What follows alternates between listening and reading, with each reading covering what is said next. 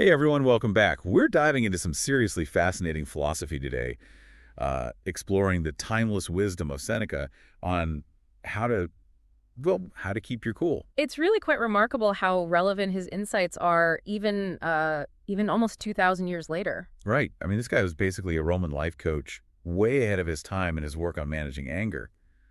This book, How to Keep Your Cool, it's like a blueprint for navigating those heated moments we all face. Exactly. And, back then he was already recognizing that anger isn't just, this fleeting feeling that you brush off. It actually has this ripple effect. Oh yeah, definitely impacts everything. Our health, our relationships, even our overall well-being. So we're not just talking about like avoiding a bad mood here, but some potentially serious consequences. Exactly. And what's really fascinating is that Seneca was so insightful about the psychology of anger. Yeah. He argued that it really stems from our own judgments and reactions, not the events themselves.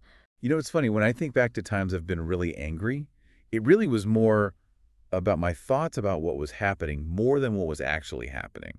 It's like adding fuel to the fire. It is. And what's fascinating is that Seneca believed that by getting angry, we're kind of choosing to suffer. Hmm. That is a powerful concept, isn't it? Like, our reactions are often more damaging than the actual event. It really is. Yeah. And it begs the question, how do we stop choosing to suffer? Well, Seneca was a big advocate for prevention. He believed in equipping ourselves to avoid anger in the first place, rather than just trying to manage it once it's already erupted. So like proactive anger management. Exactly. And he had this really interesting idea about self-awareness as this crucial first step. He said you need to identify your personal anger triggers.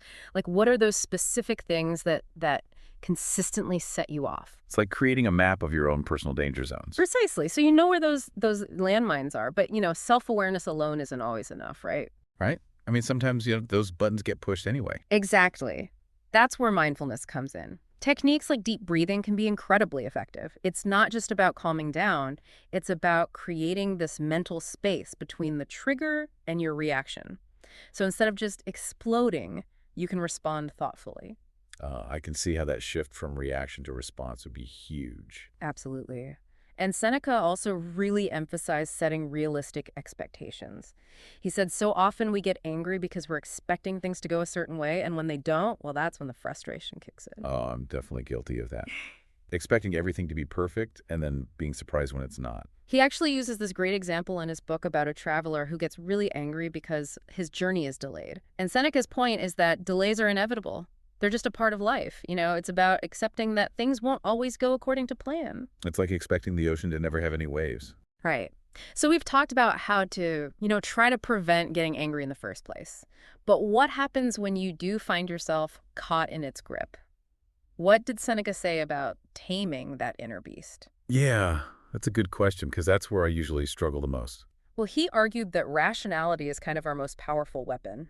He said before you react to anything, challenge those initial judgments that are fueling the anger. Often those judgments are irrational. So it's about taking a step back and saying, okay, is my anger really based on facts? Or is it just my interpretation of things? Exactly. Remember that example we talked about earlier about someone cutting you off in traffic?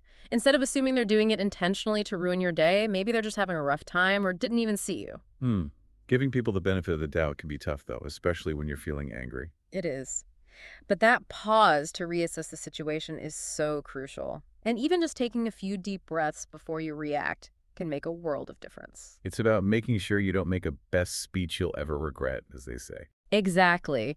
Now, Seneca also talked about something called reframing. Have you ever heard of that? I have. Yeah. But I'm not sure I fully understand what it means. Well, it's basically about shifting your perspective. Seneca believed that our emotional responses aren't determined by the events themselves, but by the meaning we give them. So it's about choosing how we perceive things. Exactly. It's like looking at the situation through a different lens. Instead of seeing a traffic jam as this personal attack on your time, maybe you see it as an opportunity to listen to a podcast or, catch up on a phone call. Turning lemons into lemonade. Precisely. And this brings us back to focusing on what we can control. You can't control the traffic, but you can control your response to it. It's about finding that stoic sense of peace amidst the chaos. Exactly. Seneca actually uses this really powerful analogy of sailors navigating a storm. They can't control the weather, but they can adjust their sails and stay the course. Similarly, we can't control everything that happens to us, but we can control our reactions. Wow, I love that analogy. It's a good one, right? But what about when we need to zoom out even further? How do we deal with those everyday annoyances that trigger anger, even if they aren't major life events? You know, those little things that just get under your skin? Oh, I know exactly what you mean. Oh, Like when you spill coffee on your shirt right before a meeting. exactly. Well, Seneca actually encourages us to consider the bigger picture. He said that when we step back and view our lives from this wider perspective, those smaller frustrations often pale in comparison. You know, they lose their power over us.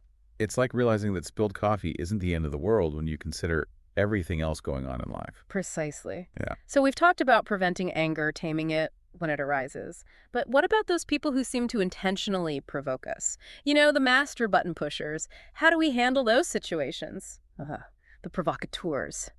Those are tricky ones for sure.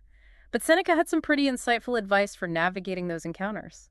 I'm all ears because those situations always get to me. I feel like I'm constantly trying to defend myself. I get it. But one of Seneca's most powerful points is that those provocations often reveal more about the attacker's character than yours. Oh, that's interesting. Yeah. So their anger is more about them than about me. Exactly. Their behavior might stem from insecurity or stress or just a lack of awareness. It's not really a reflection on you. That's a helpful reminder when you're on the receiving end of it. It is. Recognizing that can help you detach from the need to take things personally, and react defensively. Instead, you can choose a response that aligns with your own values. So it's about not letting them control your emotions. Exactly. Seneca actually illustrated this with a great story about Socrates. Remember him, the famous philosopher? Oh, yeah, of course. Well, he was walking down the street one day when a man just randomly kicked him for no apparent reason. Whoa, that's going a bit far. How did Socrates react to that? Well, instead of retaliating or getting angry, he simply asked, if a donkey had kicked me, would I take him to court? Wow, that's a brilliant response. He totally shut the guy down without stooping to his level. It's the perfect embodiment of the Stoic approach to resilience. It's not about letting people walk all over you, but it's about choosing your battles wisely and refusing to let external events dictate your emotional state. So respond with wisdom, not with anger. I love that. But let's be honest, maintaining that composure in the heat of the moment could be really tough. Did Seneca have any practical advice for those situations where anger feels like it's about to boil over? He did. He was a huge advocate for delaying your response. He actually had this famous quote, the greatest remedy for anger is delay. So hitting the pause button before things escalate. Precisely. Taking that moment to cool down allows you to assess the situation more objectively and avoid those impulsive reactions that we often regret later. It gives your rational mind a chance to catch up. Exactly. And did he have any other in-the-moment techniques for calming down? I'm curious to hear because those moments are tough. Well, he was a big believer in deep breathing. Makes sense. That seems to be a common theme. It is. He even recommended specific breathing exercises to regulate your heart rate and soothe your nervous system. It's amazing how these practices we associate with modern wellness were already being advocated for by Seneca centuries ago. He was way ahead of his time. He understood that our physical state can profoundly influence our emotions. You know, when you're feeling angry or stressed, your breathing becomes shallow and rapid, like your body's preparing for fight or flight. Oh yeah, I definitely feel that shift in my body when I'm getting worked up. Right. But those deep, slow breaths send a signal to your body that it's safe to relax. It's like a little hack to interrupt the anger spiral. I love how Seneca's approach blends philosophy with practical advice. It's not just about lofty ideas, but about real-world tools we can actually use. Exactly. Along those lines, he also suggested trying to see things from the other person's perspective, even when they're behaving badly. So cultivating empathy even when it's hard. It can be challenging, especially when you're on the receiving end of anger or aggression. But it's about remembering that everyone is fighting their own battles. You know, everyone has their own stuff going on. It doesn't excuse their behavior, but it does add a layer of understanding. Exactly. He suggested asking yourself, what might be going on in their life that's causing them to act this way? You know, could they be hurting or stressed or just misinformed? It's a good reminder that people's actions aren't always directed at us personally. Right. Sometimes they're just a symptom of something bigger. Okay, so we've covered reframing, delaying our response, deep breathing, and considering the other person's perspective. Any other essential tools for our anger management kit? Well, one of the most profound tools Seneca offered is forgiveness. Forgiveness. Mm. That's a tough one. I really struggle with that. It feels so difficult, especially when you've been hurt. I understand. It's a complex concept. And Seneca acknowledged that it's not always easy, but he also highlighted the danger of holding on to anger and resentment. He actually said that it's like drinking poison and expecting the other person to die. Wow, that's a powerful image. It is. It really emphasizes that holding on to those negative emotions ultimately harms us more than anyone else. It weighs us down and prevents us from moving forward. So forgiveness is as much about self-care as it is about the other person. Absolutely. Seneca reminds us that forgiveness isn't about condoning the action. It's about releasing yourself from the burden of anger and resentment. It's a powerful act of self-care and a key step in reclaiming your inner peace. That's a really helpful way to think about it. It takes away that feeling that you're letting the other person off the hook. Now, alongside these in-the-moment tools, Seneca also emphasized the importance of building long-term resilience. We touched on those daily practices earlier. Could we dive into those a bit more? Of course. He saw those practices as a form of mental training. Just as we exercise our bodies to become stronger and more resilient, we can train our minds to better handle the inevitable challenges of life. So it's about developing mental fitness, not just relying on quick fixes. Exactly. And Seneca was all about consistency. He believed that regular practice was key to cultivating lasting change. What were some of those specific mental exercises he recommended? Well, he was a strong proponent of meditation, journaling, and mindful action. We've mentioned them briefly, but I think it's worth exploring them in a bit more detail. I'm all for it. Let's dive in. Okay. So meditation is all about cultivating awareness and calming the mind. Seneca saw it as a way to train our attention and focus, which are essential skills for making conscious choices, especially when we're feeling triggered. It helps us avoid those impulsive reactions that often lead to regret. So it's like building mental muscle to resist those knee-jerk responses. Exactly. And it doesn't have to be hours of sitting on a cushion. Seneca believed that even short bursts of meditation throughout the day could be beneficial. So even a few minutes here and there can make a difference. Absolutely. He was also a big advocate for journaling. Have you ever tried that? I've dabbled in it, but I'm curious to hear what Seneca had to say about it. Well, he saw it as this really powerful tool for self-reflection and emotional processing. Writing down our thoughts and feelings allows us to kind of explore them more deeply and gain valuable insights into our patterns and triggers. It's like having a conversation with yourself on paper. That's a great way to put it. And that process of self-discovery is so valuable for managing anger. By understanding our triggers, we can anticipate and manage them more effectively. So it's like mapping out those danger zones we talked about earlier. Exactly. Journaling can also help us track our progress. Seneca actually suggested keeping a record of our anger episodes, noting the triggers, our reactions, and any lessons learned. It's almost like conducting a little science experiment on yourself. Yeah. Gathering data and analyzing your responses. I like that approach. It's a great way to remind ourselves that we're not just victims of our emotions. We have the power to choose how we respond. And journaling helps us hone that ability. These daily practices are really fascinating. It seems like Seneca was advocating for a complete lifestyle shift, not just a quick fix. He was. And that's what's so compelling about Stoicism. It's not just about managing emotions in isolation. It's about cultivating a way of life that fosters tranquility, resilience, and fulfillment. Seneca's insights have been so valuable.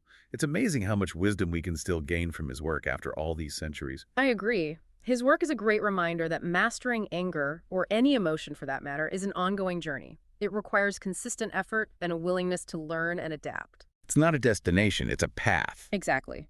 So be patient with yourself, practice those techniques we've talked about, and find what works best for you. It's about finding your own path to tranquility and resilience. Now, before we wrap up this part of our deep dive, I wanted to touch on one more thing that Seneca emphasized: the power of mindful action. Ah, yes. Yeah. That's a crucial piece of the puzzle. It's about bringing awareness and intentionality to every aspect of our lives, even the most mundane tasks. So instead of just going through the motions, you're fully present in each moment, whether you're eating, working, or just walking down the street. Precisely.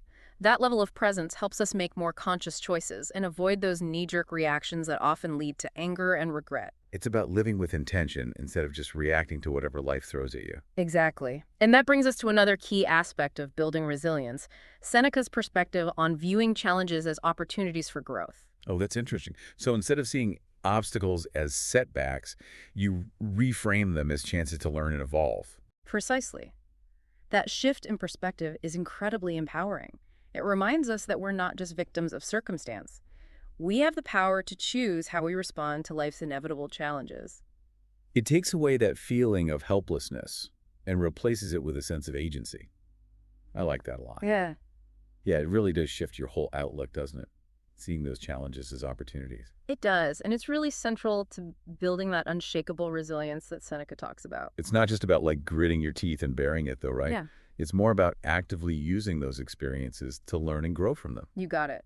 He believed that facing adversity head on with the right mindset could actually make you stronger, more resilient. So it's about using those tough experiences to kind of refine your character and your approach to life. Exactly. Like a blacksmith forging a sword, you know? The heat and the hammering don't destroy the metal. They shape it into a more powerful weapon. That's a great analogy. So resilience isn't about avoiding challenges altogether. It's about learning how to use them to your advantage. Exactly. Now, Seneca also believed in practicing this idea of confronting challenges even before they happen. Oh, how do you do that?